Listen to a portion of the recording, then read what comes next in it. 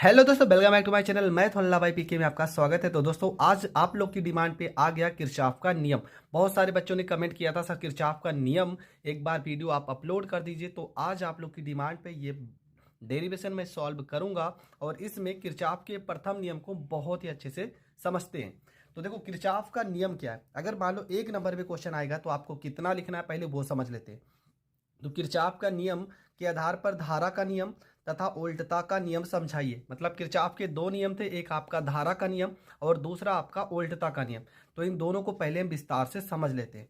आखिर किरचॉफ का नियम है क्या, पहले ये समझते हैं। देखो, किरचॉफ ने कहा था कि यदि जटिल वैद्युत परिपथ में तुल्य प्रतिरोध तथा दो बिंदुओं के बीच विभवांतर ज्ञात करने के लिए 2 नियम प्रस्तुत किए, जिन्हें किरचॉफ का नियम कहते हैं। और ये दोनों के दोनों नियम ओम के नियम पर आधारित हैं। मतलब किरचॉफ ने क्या कहा था कि जटिल विद्युत परिपथ में अगर तुल्य प्रतिरोध और दो बिंदुओं के बीच विभवांतर ज्ञात करना है तो इसके लिए इन्होंने 2 नियम प्रस्तुत किए और दोनों के दोनों नियम ओम के नियम पर आधारित हैं।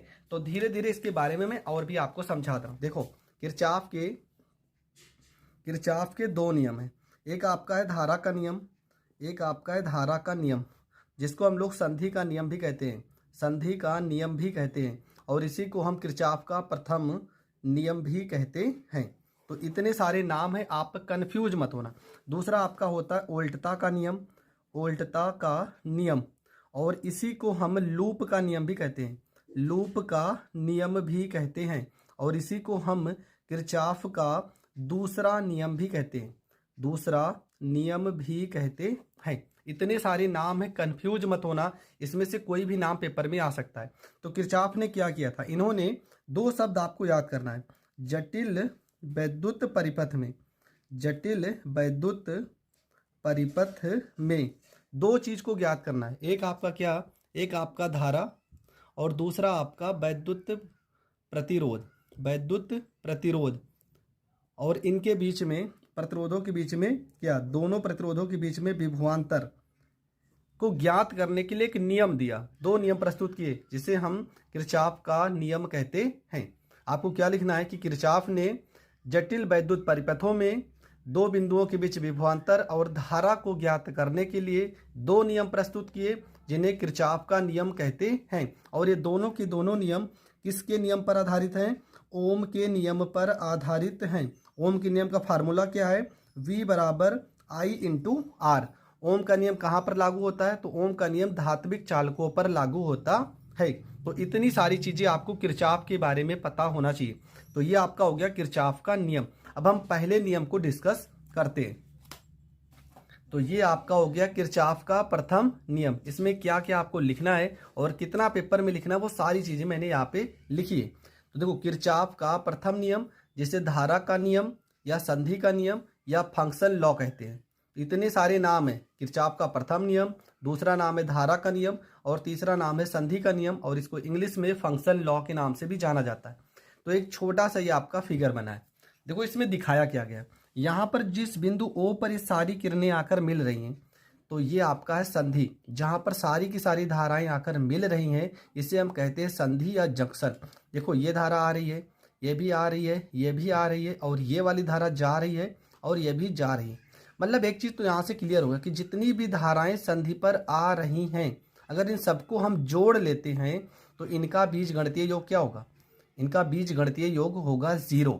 बस यही आपको लिखना भी है कि इस नियम के अनुसार किसी संधि पर मिलने वाली समस्त धाराओं का बीजगणितीय योग 0 होता है। बस किरचॉफ का प्रथम नियम में आपको इतना ही जानना है और इतना पेपर में लिखना है कि जो यहाँ पर संधि होगा, यहाँ पर जितनी भी धाराएं आकर मिलती हैं, इन सभी को अगर हम जोड़ देते हैं तो इनका मान कितना हो जाएगा, इनका मान हो जाएगा 0।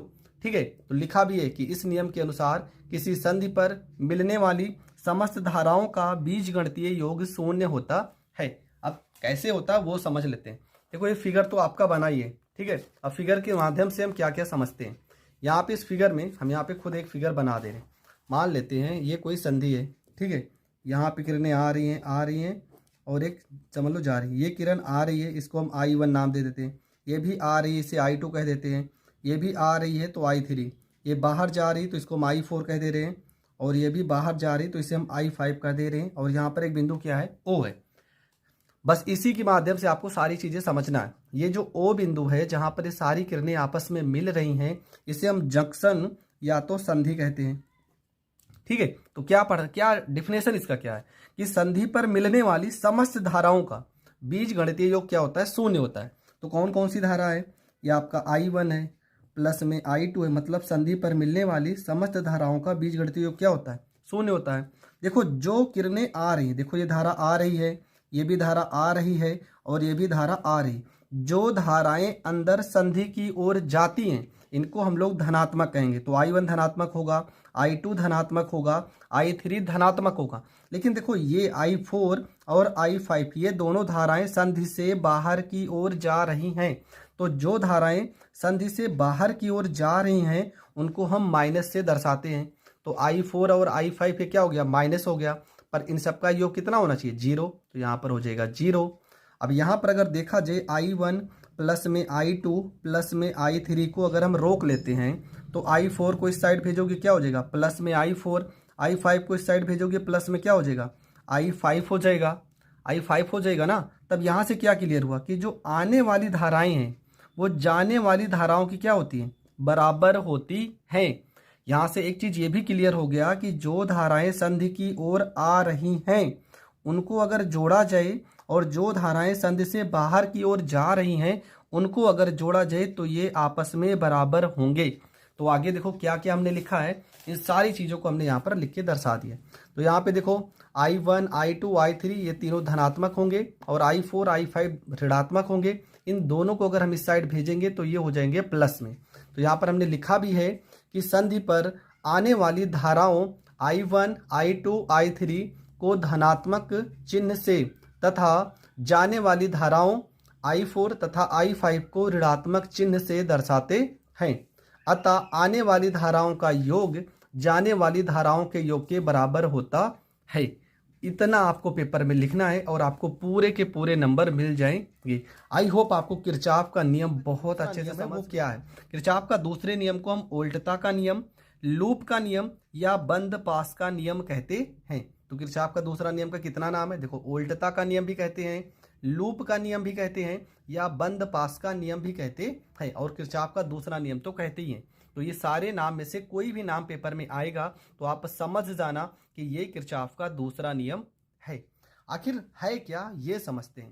देखो ये आपका है, बस ये 4 लाइन आपको पढ़ लेना है, किरचॉफ का दूसरा नियम खत्म। देखो यहाँ पे क्या लिखा है, आई मतलब धारा, आर का मतलब प्रतिरोध और ई का मतलब होता है विद्युत वाहक बल।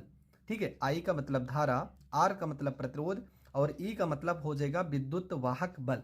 देखो डिफिनेशन में क्या लिखा है कि किसी धारावाही चालक के प्रत्येक बंद पास में प्रवाहित धारा तथा उसके संगत प्रतिरोध के गुणनफल का, देखो क्या कह रहा है कि किसी भी बंद पास में, प्रत्येक बंद पास में, मान लो यहाँ पर 1 और 1 2, कितने बंद पास है अभी चित्र में आप देखेंगे, कह रहा है कि कोई भी धारावाही चालक के प्रत्येक बंद पास में प्रवाहित क्या, प्रवाहित धारा तथा संगत प्रतिरोध, मतलब इसके साथ में जो प्रतिरोध होगा, इन दोनों का गुणनफल का बीज गणितीय योग, इन दोनों के गुणनफल का, देखो लिखा भी गुणनफल में, इन दोनों के गुणनफल का बीज गणितीय योग उसमें प्रवाहित विद्युत वाहक बल के बीज गणितीय योग के बराबर होता है। बस देखो ये आपको अगर याद है ना फार्मूला, तो ये तो कुछ भी नहीं है, ये तो आप आसानी से लिख सकते हो। कैसे, देखो कह रहा है किसी भी धारावाही चालक के प्रत्येक बंद पास में प्रवाहित धारा और उसके संगत प्रतिरोध का गुणनफल, देखो दोनों गुणनफल में संगत प्रतिरोध का गुणनफल उनके बीज गणितीय योग के तथा उसमें प्रवाहित विद्युत वाहक बल या उसमें उत्पन्न विद्युत वाहक बल के बीज गणितीय, इस चिन्ह को क्या पढ़ेंगे, बीज गणितीय योग के बराबर होता है। देखो लिखा भी होगा कि किसी धारावाही चालक के प्रत्येक बंद पास में प्रवाहित धारा तथा उसके संगत प्रतिरोध के गुणनफल का बीज गणितीय योग उस बंद पास में कुल वैद्युत वाहक बल के बीज गणितीय योग के बराबर होता है। बस इतना आपको लिख देना है। क्या लिखना है फिर से समझ लेते हैं, ठीक है, कि किसी धारावाही चालक के प्रत्येक बंद पास में प्रवाहित धारा और उसके संगत प्रतिरोध के गुणनफल का बीज गणितीय योग उस बंद पास में उत्पन्न कुल वैद्युत वाहक बल E के बीजगणितीय योग के बराबर होता है। मतलब ये लाइन अगर आप याद कर लोगे तो ये पूरा का पूरा आप आसानी से लिख सकते हो। लेकिन इसके बाद ये फिगर भी तो आपको बनाना पड़ेगा और इसके बारे में सारी चीज़ें जो हमने लिखा है ये सारी चीज़ें आपको लिखना पड़ेगा। तो देखो यहाँ पे दो पास हैं, एक आपका ऊपर बंद पास कौन सा है, ए बी डी सी ए। कौन सा बंद पास है, देखो ए बी डी सी ए, और एक दूसरा बंद पास है सी डी एफ ई सी, ये दूसरा बंद पास है। अगर प्रथम ये पहले वाले में अगर देखते हैं तो देखो यहाँ पे R1 है और इसके साथ में धारा क्या है, I है, और विद्युत वाहक बल क्या है, E1 है। तो देखो धारा की दिशा पहले देखते हैं। देखो धारा यहाँ से समझ लो चल रही है, पूरा धारा चले, यहाँ पर आई, फिर यहाँ से इस तरह से आई, और यहाँ पे धारा देखो विपरीत दिशा में गई। देखो इस तरह से आना था इसको और इस तरह से यहाँ पर जाना था, पर धारा का देखो यहाँ पे दिशा तो चेंज हो गया। तो क्या होगा, ये माइनस में हो जाएगा। अगर धारा एक ही दिशा में चलेगी तो उसे हम धनात्मक लिखेंगे। तो यहाँ पर लिखा है बंद पास 1 के लिए, ये आपका बंद पास 1 है, ठीक है। इसमें क्या होगा, I1, देखो क्या लिखा है, I1 गुणे में क्या, R1, I1 गुणे में R1, I1 गुणे में R1 माइनस हो जाएगा। क्यों, क्योंकि यहाँ पे देखो धारा की दिशा क्या हो गई, विपरीत हो गई। धारा इस तरह से आ रही थी, इसको ऐसे चली जाना था, पर यहाँ पर विपरीत हो गई, इसलिए क्या हो गया, माइनस I2 और गुणे में क्या हो जाएगा, R2 बराबर E1 क्या है, ऊपर ये आपका E1 है, माइनस में क्या हो जाएगा, माइनस में हो जाएगा E2। ये हो जाएगा समीकरण फर्स्ट, ठीक है। इसके बाद बंद पास 2 के लिए हम नीचे वाले के लिए देखते हैं, ठीक है। तो नीचे वाले के लिए क्या होगा, अब यहाँ पे धारा आपका क्या हो जाएगा, धारा आएगा I2, देखो ये वाला, अगर इस तरह से देखेंगे I2 और ये क्या है R2, ये देखो I2 R2 दोनों है ना। ये देखो यहाँ से ऐसे जा रही है और यहाँ पे इस तरीके से आ रही है। देखो यहाँ पे देखा धारा की दिशा सेम ऐसी ही ना, धारा की दिशा भी इसी दिशा में है, इसलिए I3 और गुणे में क्या हो जाएगा R3। देखो लिखा भी है यहाँ पे I2 R2 प्लस में I3 R3 बराबर क्या बचा है, सिर्फ यहाँ पर क्या है E2 है, यहाँ पर कोई वैद्युत वाहक बल है ही नहीं, ठीक है। तो ये आपका क्या हो जाएगा, E2 हो जाएगा। इसके बाद आपका क्या हो जाएगा, यहाँ पर देखो क्या हो गया, ये आपका हो गया E2 हो गया। यहाँ पर सबसे बड़ा कंफ्यूजन क्या होता है कि यहाँ पर माइनस कब लगेगा, यहाँ पर प्लस कब लगेगा। इस डेरिवेशन के बाद मैं इसका न्यूमेरिकल भी 2-3 न्यूमेरिकल इसके बहुत अच्छे मैं करा दूंगा, पेपर में ज़रूर आते हैं कि माइनस कब लग जाता है, प्लस कब लग जाता है, सारी चीज़ें आपका क्लियर हो जाएगा। इसके बाद किरचॉफ का दूसरा नियम को बंद पास का नियम और ऊर्जा संरक्षण के सिद्धांत के नियम पर आधारित है। यह भी पूछा जाता है किरचॉफ का दूसरा नियम किसके संरक्षण पर आधारित है, तो ऊर्जा संरक्षण के सिद्धांत पर आधारित है। जबकि अगर पूछा जाएगा किरचॉफ का प्रथम नियम किसके सिद्धांत पर आधारित है, तो किरचॉफ का प्रथम नियम वो आवेश के संरक्षण पर आधारित होगा। तो ये दोनों प्रश्न अलग से पूछे जाएंगे। किरचॉफ का प्रथम नियम आवेश संरक्षण के सिद्धांत पर आधारित है और किरचॉफ का दूसरा नियम ऊर्जा संरक्षण के सिद्धांत पर आधारित है। तो ये दोनों प्रश्न आपके बहुत अच्छे से हमने क्लियर करा दिया। 5 नंबर में पेपर में बहुत बार पूछे गए हैं। तो प्रश्न क्या है, प्रश्न में लिखा है निम्न परिपथ में धारा का मान ज्ञात कीजिए। बस इतना ही सारा प्रश्न है और इसमें आपका देखो धारा कितनी है, तो यहाँ पे धारा आपका, यहाँ पर एक धारा है, ये आपका I1 है, ये आपका I1 है, और यहाँ पे एक धारा है, ये आपका I2 है। तो धारा I1 और I2 और यहाँ पर एक धारा है I3। मतलब हमें I1 का मान, I2 का मान और I3 का मान ज्ञात करना है। सवाल इस तरह का हमने पढ़ा तो नहीं है, पर इसका डेरिवेशन हमने ज़रूर पढ़ा है और डेरिवेशन के सहारे इस सवाल को हम सॉल्व करेंगे। तो चलो शुरू करते हैं। सबसे पहला काम आपको क्या करना है, सबसे पहला काम ये करना है आपको, यहाँ पे जो धारा है आपकी I1, I2, I3, आपको दिशा देखना है कि ये किस दिशा में बह रही हैं।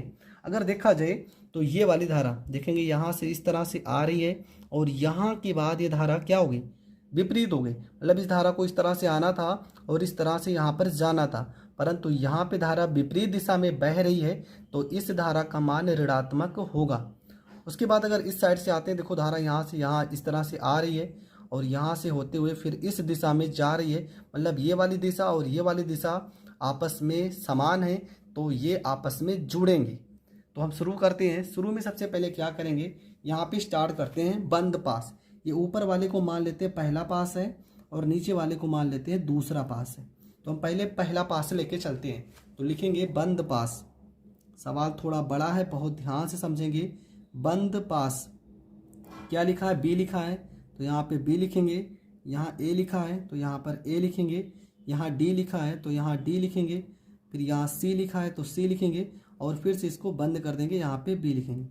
बंद पास बी ए डी सी में कौन सा रूल लगाएंगे, तो यहाँ पर लग रहा है आपका किरचॉफ का दूसरा नियम, किरचॉफ का दूसरा नियम, ठीक है। और किरचॉफ का दूसरा नियम हम पढ़ चुके हैं। क्या पढ़े किरचॉफ के दूसरे नियम में कि जो धारा होगी उसका प्रतिरोध से गुणा होगा, तो I1 का गुणा किससे होगा, 1 से, तो यहाँ पर हो जाएगा I1 गुणे में यहाँ पर हो जाएगा 1, और ये धारा यहाँ पर आएगी तो विपरीत बह रही है तो यहाँ पे माइनस में हो जाएगा I2 और गुणे में क्या हो जाएगा इसके साथ 1 बराबर विद्युत वाहक बल क्या है यहाँ पे 3 वोल्ट है और माइनस में क्या हो जाएगा 1.5 वोल्ट, तो ये हो जाएगा 3 माइनस में 1.5 वोल्ट। तो यहाँ पे गुणा करेंगे I1 को 1 से गुणा करोगे I1 हो जाएगा, यहाँ पे I2 हो जाएगा, और पता 3 में से 1.5 घटाएंगे तो 1.5 आएगा। इसको मान लेते हैं समीकरण फर्स्ट, ठीक है। यहाँ तक तो हो गया ना। अब आगे देखते हैं, ये वाली धारा C यहाँ से इस तरह से लाएंगे और यहाँ पर फिर से C पे बंद करेंगे, तो इस वाली धारा का मान और इस वाली धारा का दिशा दोनों देखो, दोनों की दिशा सेम है तो ये आपस में जुड़ जाएंगी। तो यहाँ लिखेंगे भी, यहाँ लिखेंगे बंद पास, बंद पास क्या नाम है इसका, C D F E C, तो लिखेंगे C, यहाँ पे D, यहाँ पे F, यहाँ पे E, यहाँ पे C में किरचॉफ के दूसरे नियम से, किरचॉफ के दूसरे नियम से, दूसरे नियम से, दूसरे नियम से, तो दूसरा नियम लगाएंगे क्या हो जाएगा, यहाँ पे हो जाएगा I2 गुणे में 1, ठीक है। ये हो जाएगा आपका I2 गुणे में हो जाएगा 1 प्लस में यहाँ पे क्या लिखा I3 लिखा है ना, I3 और गुणे में आपका क्या हो जाएगा 2 बराबर, यहाँ पर तो वोल्ट सिर्फ कितना है 1.5 है तो वोल्ट आपका हो जाएगा 1.5। अब यहाँ से थोड़ा से गुणा भाग करते हैं, यहाँ पे आपका हो जाएगा I2 प्लस में I3 किसके मान होगा, जो I3 होगा देखो, जो I3 होगा वो I1 और प्लस में I2 इन दोनों का योगफल ही तो होगा। यहाँ पर लिखेंगे I1 प्लस में I2 और गुणे में यहाँ पर लिखा है 2 बराबर हो जाएगा 1.5।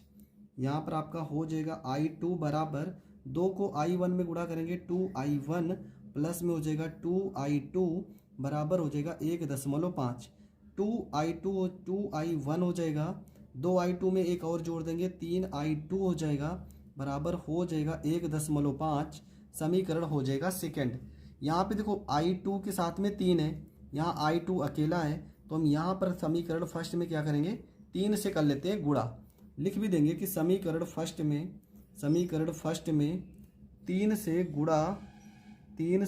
गुणा करके जोड़ने पर, गुणा करके जोड़ने पर, तो 3 से गुणा करेंगे हो जाएगा 3I1 माइनस में हो जाएगा 3I2 बराबर 3 को 1.5 में गुणा करेंगे तो 4.5 आ जाएगा। इसके बाद इसमें से घटा जोड़ देते हैं तो 2, यहाँ पे लिखा है 2I1 प्लस में 3I2 बराबर में 1.5। देखो ये प्लस में माइनस में ये कट जाएगा और ये क्या हो जाएगा 3 में 2 जोड़ेंगे हो जाएगा 5I1 बराबर 45 में 15 जोड़ेंगे 60 मतलब 6.0 आ जाएगा 6.0। तो यहाँ पर हो जाएगा I1 बराबर ये हो जाएगा 6 बटे में हो जाएगा 5, 6 बटे में 5, तो I1 बराबर 5 को अगर 6 में भाग करेंगे तो 5 एकम 5, 5 दूना 10, मतलब I1 का जो मान आ जाएगा वो आ जाएगा 1.2 एम्पियर, ठीक है। ये आपका आ गया पहला आंसर, क्योंकि I1 का मान तो आ गया। अब लिखेंगे I1 का मान समीकरण हम फर्स्ट में रख देते हैं, समीकरण फर्स्ट में रखने पर, तो समीकरण फर्स्ट में क्या लिखा था I1 माइनस में I2 बराबर 1.5, I1 की जगह 1.2 माइनस में I2 बराबर 1.5 माइनस में I2 बराबर हो जाएगा 1.5 माइनस में 1.2, इसे घटा देते हैं तो माइनस में I2 बराबर 15 में से 12 घटाओगे तो 0.5 में से 2 गया, कितना आ जाएगा 3 आ जाएगा। मतलब इसका मान कितना आ जाएगा 0.3। तो I2 बराबर आपका हो जाएगा, माइनस इस साइड लगा देंगे तो हो जाएगा माइनस में 0.3 और मात्रक क्या हो जाएगा, मात्रक हो जाएगा आपका एम्पियर। ये आपका हो जाएगा, दूसरा आंसर भी आ चुका है। अब हम तीसरे आंसर पे आते हैं। तीसरा आंसर कैसे होगा, I3 बराबर हमने लिखा था I1 प्लस में I2। तो यहाँ I3 बराबर I1 का मान 1.2 प्लस माइनस से माइनस 0.3 हो जाएगा। अब 12 में से 3 घटाएंगे आ जाएगा 9, तो हो जाएगा 0.9 और धारा का मात्रक क्या हो जाएगा, धारा का मात्रक हो जाएगा एम्पियर। और ये आपका हो जाएगा तीसरा आंसर। तो देखो ये प्रश्न में आपको 3 वैल्यू निकालना था, पहला I1 का मान, दूसरा I2 का मान और तीसरा आपका I3 का मान। और ये तीनों के तीनों मान बहुत ही सरल तरीके से मैंने बता दिया। इस तरह का सवाल पेपर में बहुत बार रिपीट हुआ है। आई होप आपको ये प्रश्न बहुत अच्छे से समझ में आ गया होगा। अगर समझ में आ गया तो वीडियो को ज़्यादा से ज़्यादा लोगों तक शेयर करें और चैनल पर इसका कार्य सिद्धांत तथा सूत्र का निगमन कीजिए। यही प्रश्न इस तरह से भी आ सकता है कि P/Q बराबर R/S, जहां R एक अज्ञात प्रतिरोध है तो व्हीट स्टोन सेतु के सिद्धांत द्वारा इसे सिद्ध कीजिए। तो देखो प्रश्न तो बहुत तरीके से आ सकते हैं, पर आपको पेपर में कितना लिखना है और क्या क्या लिखना है, आज वो सारी चीज़ आप सीख जाओगे। तो यह वीडियो आप ज़रूर देखना, आपका पूरा का पूरा टॉपिक क्लियर हो जाएगा। तो चलो वीडियो को स्टार्ट करते हैं। देखो सबसे पहले आपको पता होना चाहिए कि व्हीट स्टोन सेतु आखिर में है क्या, क्योंकि इसका तो आपको प्रैक्टिकल भी करना है, इसलिए इसके बारे में सारी चीज़ें समझ लेते हैं। तो व्हीट स्टोन सेतु एक ऐसा उपकरण है जिसकी सहायता से अज्ञात प्रतिरोध को ज्ञात किया जाता है। अब यहाँ से आप 2-3 चीज़ें क्लियर करते हैं। देखो हम पहले कुछ समझ लेते हैं। देखो यहाँ पर कह रहा है कि अज्ञात प्रतिरोध, ठीक है, अज्ञात प्रतिरोध। व्हीट स्टोन सेतु क्या है, तो आपको पता होना चाहिए कि यह एक ऐसा उपकरण है जिसकी सहायता से हम अज्ञात प्रतिरोध को ज्ञात करते हैं। तो आखिर में अब यहाँ पर एक शब्द आया है प्रतिरोध, क्योंकि जब आप प्रैक्टिकल करने जाओगे तो प्रतिरोध से रिलेटेड बहुत सारे प्रश्न बनते हैं। प्रतिरोध क्या है, तो विद्युत धारा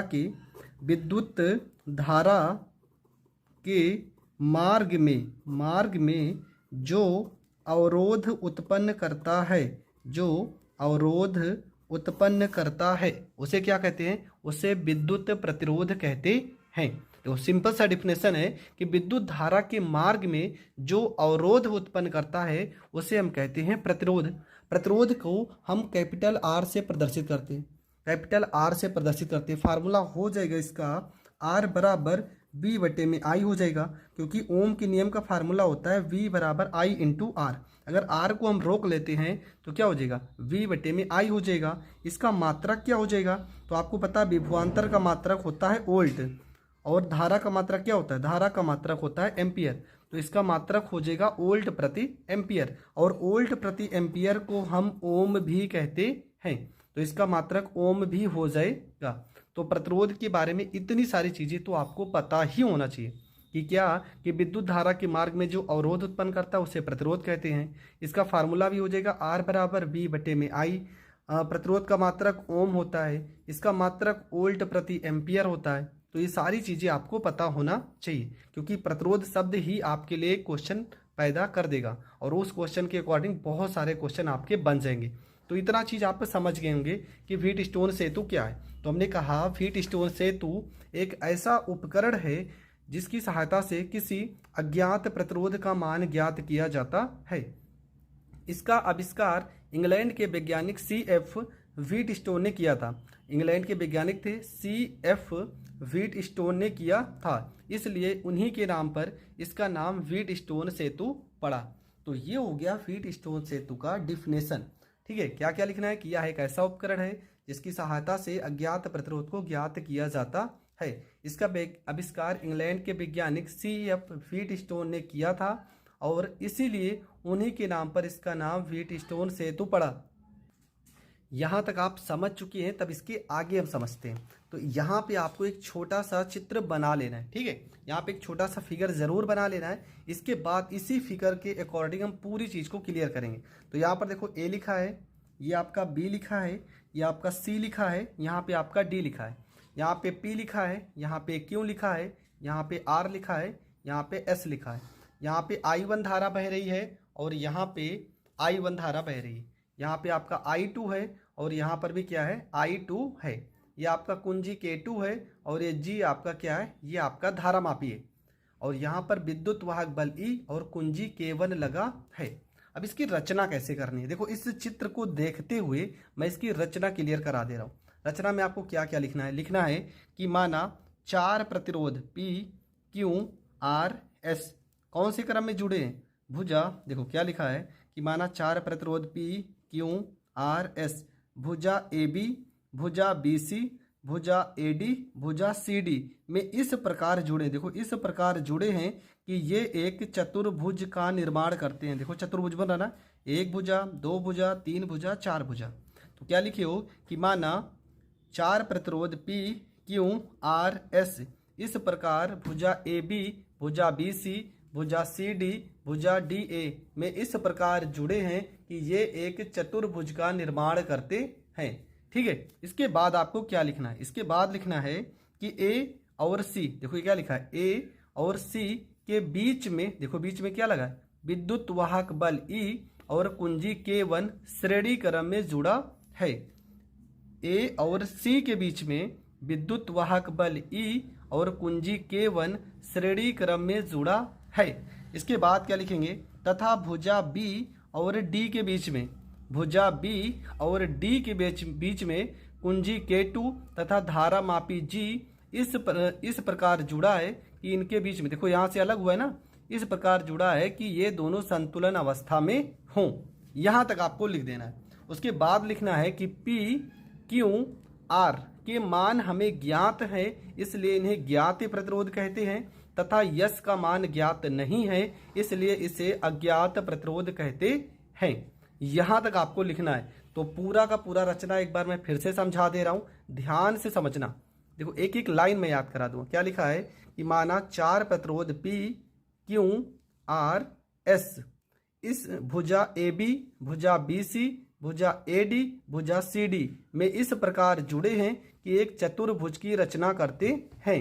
फिर क्या लिखना है आपको कि भुजा A और C के बीच में विद्युत वाहक बल E और कुंजी K1 को श्रेणी क्रम में जोड़ा गया है, तथा भुजा B और D के बीच में कुंजी K2 और धारा मापी G को जोड़ा गया है। फिर आपको लिखना है P Q R के मान हमें ज्ञात हैं, इसलिए इन्हें ज्ञात प्रतिरोध, तथा यस का मान ज्ञात नहीं है, इसलिए इसे अज्ञात प्रतिरोध कहते हैं। यहाँ तक आपको लिख देना है। देखो ये पूरी की पूरी रचना आप ध्यान से देख लीजिए, जितना मैंने पढ़ा वो सारा का सारा यहाँ पे लिखा है। क्या लिखा है कि माना 4 प्रतिरोध P Q R S हैं, जो भुजा AB, भुजा BC, भुजा CD, DA से इस प्रकार जुड़ा है कि एक चतुर्भुज की रचना करते हैं। फिर लिखा है बिंदु A व C के बीच वैद्युत वाहक बल E तथा कुंजी K1 को जोड़ा गया है। बिंदु B और D के बीच में धारा मापी G तथा कुंजी K2 को जोड़ा गया है। लिखना है P Q R का मान हमें ज्ञात है, इसलिए इसे ज्ञात प्रतिरोध, तथा S का मान ज्ञात नहीं है, इसलिए इसे अज्ञात प्रतिरोध कहते हैं। ये आपकी हो गई रचना। तो यहाँ तक आपकी रचना हो गई। अब हम इसके सिद्धांत की ओर बढ़ते हैं। इसके बाद सिद्धांत में देखो क्या क्या लिखना है। सिद्धांत में पहले आपको समझा दे रहा हूँ कि सिद्धांत में आपको लिखना क्या है। इसमें लिखना है कि ये जो पूरा पूरा उपकरण है जो समायोजित किया गया है, इसमें आपको लिखना है कि इस सेतु का, मतलब ये जो उपकरण है इस सेतु का सिद्धांत क्या है। इस सेतु का सिद्धांत संतुलन की स्थिति में है। क्या है इस सेतु का, देखो यार थोड़ा बहुत मैं लिख भी दे रहा हूँ। इस सेतु का सिद्धांत, मैं थोड़ा जल्दी जल्दी लिख रहा हूँ ताकि आपका वीडियो लंबा ना हो। इस सेतु का सिद्धांत संतुलन की स्थिति में है, संतुलन की स्थिति में है। ठीक है, क्या हो गया, पहली लाइन तो आपको इतना लिख देना है कि इस सेतु का जो सिद्धांत है वो संतुलन की स्थिति में, और संतुलन की स्थिति के लिए, संतुलन की स्थिति के लिए, संतुलन की स्थिति के लिए, स्थिति के लिए आपके जो प्रतिरोध है, कौन कौन सा प्रतिरोध P और Q, प्रतिरोध P और Q को स्थिर रखकर स्थिर रखकर r का मान इस प्रकार समायोजित किया जाता है, समायोजित किया जाता है कि धारामापी में कोई विक्षेप ना हो, कोई विक्षेप ना हो। ठीक है, इतना आपको लिख देना है। ठीक है, क्या लिखना है कि इस सेतु का सिद्धांत कैसा है, संतुलन की स्थिति में है। संतुलन स्थिति का मतलब क्या कि P बटे Q बराबर R बटे S, बीच में धारा प्रवाहित नहीं हो रही। और संतुलन की स्थिति के लिए प्रतिरोध P और Q को हम स्थिर रखकर, P और Q को क्या करेंगे, स्थिर रखकर R का मान इस प्रकार समायोजित किया जाता है कि धारामापी में कोई विक्षेप ना हो। ये इतना आपको सिद्धांत में लिख देना है। और अब हेडिंग डालेंगे क्या, सूत्र की स्थापना। सूत्र की स्थापना, सूत्र की स्थापना इंपॉर्टेंट है, क्योंकि सूत्र की स्थापना तो आपको करना ही करना है। तो ये समझते हैं कि कैसे आपको करना है। देखो, सबसे पहले यहाँ पे आपका जो चित्र है, इस चित्र में हम समझ लेते हैं क्या। हमने किरचॉफ का दूसरा नियम पढ़ा था। अगर किरचॉफ का दूसरा नियम आपने नहीं पढ़ा था तो एक बार फिर से जाकर किरचॉफ का दूसरा नियम जरूर पढ़ लीजिए। देखो, यहाँ पे बंद पास है। ठीक है, कौन सा बंद पास है, पहले हम लेते हैं। यहाँ पे लिखा ए लिखा है, यहाँ पे बी लिखा है, यहाँ पे डी लिखा है और यहाँ पे ए लिखा है। फिर से देखो, ए बी डी और ए। यहाँ से धारा जा रही है। देखो, ये धारा गई इस दिशा में गई और ये वाली धारा इस दिशा में गई। मतलब दोनों के दोनों एक दूसरे के क्या है, दोनों के दोनों धाराएं एक दूसरे के विपरीत है। अगर एक दूसरे के विपरीत होती हैं तो हमने क्या पढ़ा था, हमने पढ़ा था कि एक प्लस में होगा एक माइनस में होगा। तो यहाँ पर लिख भी दे रहे हैं, लिखेंगे बंद पास ए बी डी ए में लूप के नियम से, मतलब किरचॉफ के दूसरे नियम से, लूप के नियम से हमने क्या पढ़ा था। देखो, यहाँ पे ये वाली धारा इधर जा रही है, मतलब I1, तो यहाँ पर हो जाएगा I1 और इसके प्रतिरोध क्या है, P, यहाँ पे P हो जाएगा। और ये वाली धारा, देखो ये वाली धारा विपरीत दिशा में जा रही है तो माइनस में हो जाएगा I2 और यहाँ पे क्या है, प्रतिरोध R है, बराबर हो जाएगा आपका 0 ना। यही तो हमने पढ़ा था, क्योंकि यहाँ पर तो कोई विद्युत वाहक बल है नहीं, और विद्युत वाहक बल है नहीं तो क्या लिखेंगे, 0 लिखेंगे। तो ये आपका हो जाएगा I1P बराबर, इसको इस साइड भेजेंगे, हो जाएगा I2R और इसे मान लेंगे समीकरण फर्स्ट। अब क्या लिखेंगे, दूसरा बंद पास लेंगे। देखो क्या लिखा है, BCD, तो लिखेंगे बंद पास BCDB में किरचॉफ के दूसरे नियम से, तो दूसरा नियम क्या हो जाएगा, यहाँ पे धारा फिर से देखेंगे। देखो, ये वाली धारा इस साइड जा रही है और ये वाली धारा इसके विपरीत बह रही, मतलब I1 क्यों हो जाएगा, I1 क्यों माइनस में I2 यहाँ पे S हो जाएगा बराबर 0। यहाँ पर हो जाएगा I1 क्यों, माइनस को इस साइड भेजेंगे, प्लस में I2S हो जाएगा, समीकरण हो जाएगा सेकंड। फिर क्या लिखेंगे समीकरण फर्स्ट में सेकंड से भाग करने पर, तो भाग कर देते हैं, क्या हो जाएगा, I1P के बटे में क्या आएगा, I1Q बराबर I2R बटे में क्या आएगा, I2S आ जाएगा। I1 से I1 कट जाएगा, I2 से I2 कट जाएगा, यहाँ पर आ जाएगा P बटे में Q बराबर R बटे में S ना, P बटे में Q बराबर R बटे में S हो जाएगा। अब यहाँ पे हम क्या करेंगे, जो हमें मान निकालना था, किसका निकालना था, यस का। तो अगर हम यस को यहाँ पर रोक लेते हैं तो आपको पता, अगर यस को हम इधर गुणा करेंगे तो यस, ये आर कहाँ जाएगा, आर जाएगा बटे में, तो आपका हो जाएगा, हमने यस को इधर भेज दिया तो यहाँ पर क्या है, आर लिखा है, क्यों को इधर भेजेंगे, क्यों हो जाएगा बटे में, क्या हो जाएगा, बटे में हो जाएगा पी। तो ये आपका हो गया प्रूव्ड। यहाँ तक आपको पेपर में करना है। इसके बाद व्हीटस्टोन सेतु को नापने के लिए दो प्रकार से प्रयोग किए जाते हैं। एक आपका होता है मीटर सेतु होता है, मीटर सेतु में इसका प्रयोग किया जाता है, और दूसरा आपका हो जाएगा पोस्ट ऑफिस बॉक्स में, पोस्ट ऑफिस बॉक्स में, ठीक है, पोस्ट ऑफिस बॉक्स में। इससे पहले मैंने किरचॉफ का नियम, प्रथम नियम, सेकेंड नियम और उसके बाद आपका व्हीटस्टोन सेतु और जस्ट उसके बाद ये आपका डेरिवेशन आता है। तो इन चारों डेरिवेशन को आपको एक ही लेसन के सारे डेरिवेशन है और एक दूसरे से रिलेटेड है। तो क्या है मीटर सेतु, पहले ये समझते हैं। प्रश्न आपका आएगा मीटर सेतु का कार्य सिद्धांत समझाइए तथा इसकी सहायता से सूत्र का निगमन कीजिए। तो क्या है मीटर सेतु, क्या है रचना, क्या है इसका सिद्धांत क्या है, ये सारी चीज़ों को हम इस वीडियो में डिस्कस करेंगे। तो चलो वीडियो को स्टार्ट करते हैं। तो सबसे पहले मीटर सेतु क्या है, तो आपको एक लाइन बस लिखना है कि यह एक ऐसा उपकरण है जो अज्ञात प्रतिरोध ज्ञात करने में प्रयोग किया जाता है। मतलब इसका भी जो उपकरण है वो सेम व्हीटस्टोन से रिलेटेड है। तो लिखा भी है मीटर सेतु व्हीटस्टोन सेतु के सिद्धांत पर आधारित है।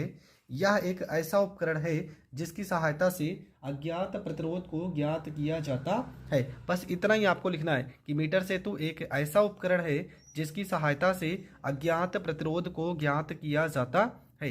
यहाँ तक आपको लिख देना है। इसके बाद यहाँ से आपको लिखना है इसका रचना और इसका चित्र कैसे बनेगा। तो चित्र तो हम बुक में ही आपको दिखा दे रहे हैं कि इसका चित्र कैसे बनेगा। तो ये आपका चित्र है मीटर सेतु का और इसी फिगर को देखते हुए आपको रचना करनी है। तो यहाँ पे पूरा का पूरा ये जैसे बना है ऐसे आपको पेपर में बनाना होगा और इसकी रचना क्या है वो मैं आपको समझा रहा हूँ। देखो सबसे पहले यहाँ पर एक बिंदु ए लिखा है और यहाँ पर एक बिंदु क्या लिखा है, सी लिखा है। ए से लेके सी तक ये आपका कितना मीटर लंबा है, तो ये आपका 1 मीटर लंबा है। तो लिखोगे क्या कि इसमें 1 मीटर लंबा तार AC होता है जो किसका बना होता है, जो मैग्नीन का बना होता है। तो क्या लिखेंगे, इसमें 1 मीटर लंबा तार AC होता है जो मैग्नीन का बना होता है। अब देखो इस तार को हम क्या, एक लकड़ी के, तो लिखोगे जो एक लकड़ी के बोर्ड पर मीटर पैमाने के सहारे कसा होता है। देखो ये पूरा का पूरा ना, ये जो तार है आपका, ये देखो मीटर पैमाने के सहारे क्या हुआ है, कसा हुआ है, मतलब ताकि ये अपनी जगह पर स्थिर रह सके। तो क्या लिखोगे कि माना इसमें 1 मीटर लंबा एक समान परिच्छेद क्षेत्रफल मैग्नीन का तार AC होता है जो एक लकड़ी के बोर्ड पर मीटर पैमाने के सहारे कसा रहता है। तार के दोनों सिरों पर, देखो तार का एक सिरा ये और दूसरा सिरा ये, तार के दोनों सिरों A और C पर L आकार के, देखो इसका आकार कैसा है, ये L आकार का तो है, यल आकार में मुड़ी हुई तांबे की एक मोटी पत्तियों से जुड़ा होता है। ये जो आपका तार है वो L आकार की मुड़ी हुई तांबे की एक मोटी पत्तियों से क्या है, जुड़ा होता है। इन दोनों प्लेटों के बीच में क्या, इन दोनों प्लेटों के बीच में, ये आपका जो है इन दोनों प्लेटों के बीच में आप क्या लिखोगे, पत्तियों से जुड़ा होता है जिनके ऊपर संबंध पंच लगे होते हैं। जिनके ऊपर संबंध क्या, देखो यहाँ पे पंच लगा है और यहाँ पर भी पंच लगा है। इन दोनों प्लेटों के बीच में एक तीसरी तांबे की प्लेट होती है। इन दोनों प्लेटों के बीच में एक तीसरी तांबे की प्लेट होती है। अब तांबे की जो तीसरी प्लेट होती है, तांबे के प्लेट को देखो इस वाले आकार को इससे जोड़ा गया है और इस वाले को इससे जोड़ा गया है। तो आपको लिख भी देना है तीसरी तांबे की प्लेट लगी होती है जिन पर 3 संबंध पेंच होते हैं, 1 2 3 संबंध पेंच लगे रहते हैं। इन प्लेटों के मध्य बिंदु D से, देखो ये मध्य बिंदु क्या है, D से एक धारा मापी, देखो ये आपका धारा मापी को क्या करते हैं, जोड़ देते हैं। तो आपको क्या लिखना है, पूरा शुरू से समझा दे रहे। इसकी रचना क्या होगा कि इसमें 1 मीटर लंबा एक समान परिच्छेद क्षेत्रफल मैग्नीन का तार AC होता है, ठीक है, जो एक लकड़ी के बोर्ड पर मीटर पैमाने के सहारे क्या होता है, कसा रहता है।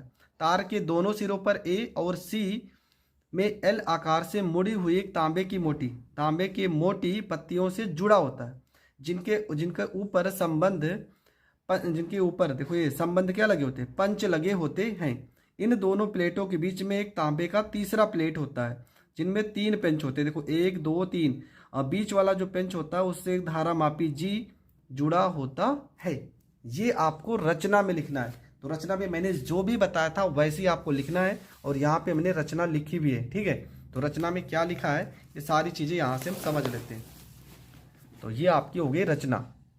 देखो क्या लिखा है कि इसमें 1 मीटर लंबा एक समान परिच्छेद क्षेत्रफल मैग्नीन का तार AC होता है जो एक लकड़ी के बोर्ड पर मीटर पैमाने के सहारे कसा रहता है। तार के दो सिरे ए व सी एल आकार में मुड़ी हुई तांबे की मोटी पत्तियों से जुड़े होते हैं, जिनके ऊपर संबंध पंच लगे होते हैं। इन दोनों प्लेटों के बीच एक तीसरी तांबे के प्लेट को लगा देते हैं, जिन पर 3 संबंध पेंच लगे होते हैं। इन प्लेट के मध्य से बिंदु डी से एक धारा मापी को जोड़ देते हैं। इतना आपको लिख देना है। तो ये आपकी हो गई रचना। तो रचना मैंने जो भी बताई आपको चित्र बनाकर ये सारी की सारी चीजें उसमें लिख देनी है। अब बढ़ते हैं इसके सूत्र की ओर। सिद्धांत में आपको क्या क्या लिखना है? देखो, सबसे पहले आपको मीटर सेतु के बारे में लिखना है, उसके बाद आपको चित्र बनाना है, उसके बाद रचना करना है, इसके बाद आपका आता है सिद्धांत। सिद्धांत में क्या लिखना है? देखो क्या लिखा है कि मीटर सेतु व्हीट स्टोन सेतु के समान है। क्या है कि मीटर सेतु जो है वो व्हीट स्टोन सेतु के समान है। तार सी AC, आपका AC के मध्य AB भाग का प्रतिरोध P है। ठीक है, सारे जो चित्र में थे वहां पे हमने चित्र में आपको देखना लिखा होगा, जो AB भाग का प्रतिरोध है वो P है और BC भाग का जो प्रतिरोध है वो Q है, तथा AD के बीच में प्रतिरोध बाक्स R जुड़ा होता है, तथा CD के बीच में एक अज्ञात प्रतिरोध S से जुड़ा होता है। माना AB की लंबाई L तथा BC की लंबाई 100 - L होगी। अतः व्हीट स्टोन सेतु के सिद्धांत के अनुसार देखो क्या होगा। यहाँ पे हम चित्र में आपको फिर से समझा दे रहे। ये आपका पूरा चित्र है। ठीक है, हमने क्या कहा, ये पूरे चित्र में यहाँ से लेके अगर यहाँ तक लंबाई आपकी 1 मीटर है तो आपको पता है 1 मीटर में होते 100 सेंटीमीटर। अगर यहाँ से A से लेके इस B तक हम लंबाई को मान लेते हैं क्या, L मान लेते हैं, तो आपको पता है B से लेके C तक जो लंबाई होगी वो 100 में से L घटाने पर प्राप्त होगी। तो ये आपका क्या हो जाएगा, 100 - L। और ये भी लिखिए हो कि A और D के बीच में, देखो ये A है ना और ये आपका D है, A और D के बीच में प्रतिरोध R, प्रतिरोध बाक्स R जुड़ा है। D और C के बीच में प्रतिरोध बाक्स S जुड़ा है। A और B के बीच में प्रतिरोध यहाँ पे P जुड़ा होगा और B और C के बीच में प्रतिरोध आपका क्या जुड़ा होगा, Q जुड़ा होगा। फिर से समझ लेते हैं, A और D के बीच में प्रतिरोध क्या जुड़ा है, R। D और C के बीच में प्रतिरोध S जुड़ा है। A और B के बीच में प्रतिरोध P जुड़ा है और B और C के बीच में प्रतिरोध क्या जुड़ा है, Q जुड़ा है। इसके बाद हमने यहाँ पर सारी चीजें जो अभी बताई हैं यहाँ पर हमने लिखा है। देखो यहाँ पे लिखा भी है कि मीटर सेतु व्हीट स्टोन सेतु के समान है। तार AC का AB भाग का प्रतिरोध क्या है, P है, तथा BC भाग का प्रतिरोध Q होता है, तथा AD के बीच में प्रतिरोध बाक्स R जुड़ा है, तथा CD के बीच में एक अज्ञात प्रतिरोध S जुड़ा है। माना AB की लंबाई L तथा BC की लंबाई 100 - L है। अतः व्हीट स्टोन सिद्धांत के अनुसार अब हम मान लेते हैं कि प्रति एकांक लंबाई पर, हम मान लेते हैं AB प्रति एकांक लंबाई पर प्रतिरोध क्या होगा। जब प्रति एकांक की बात कर लेते हैं, मान लेते हैं x और यहाँ पे क्या हो जाएगा, L हो जाएगा, क्योंकि प्रति एकांक लंबाई हम मान लेते हैं x होगा तो AB के प्रति एकांक लंबाई पर प्रतिरोध क्या हो जाएगा, XL हो जाएगा। और BC के प्रति एकांक लंबाई पर प्रतिरोध क्या होगा, x के साथ 100 - L को गुणा कर देंगे।